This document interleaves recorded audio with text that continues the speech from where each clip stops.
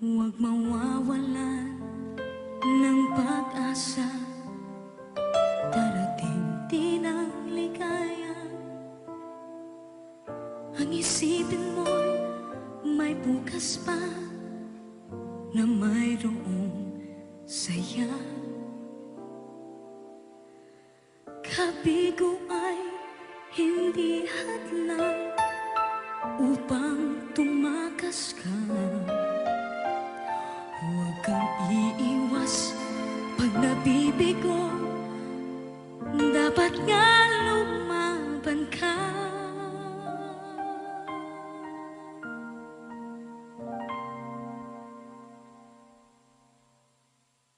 Ang kailangan mo'y tibay ng